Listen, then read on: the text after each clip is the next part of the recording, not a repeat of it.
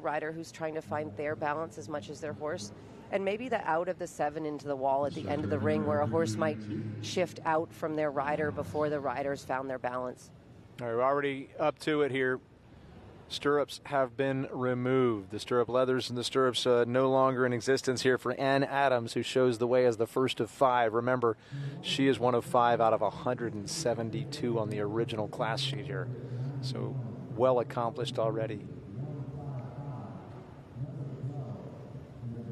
You know, and that's one of those moments she did a very good job, but because of the amount of leg a rider has without stirrups, she ended up a little further into that 5 than she did in the first round. But, you know, she stuck to it. She supported him.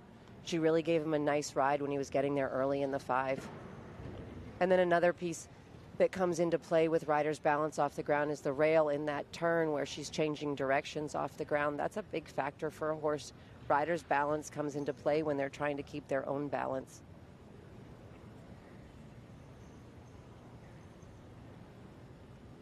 She's obviously done this before, though.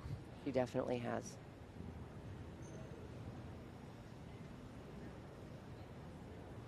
You know, maybe had to balance herself a little bit after the skinny and regroup, and he showed that through his head carriage, but she relaxed and let him have a beautiful last jump. That was well done. You know, I think that we're going to see a lot of riders come forward off the gate to the first jump because, like I said before, when a rider doesn't have stirrups, their legs more naturally on, and her first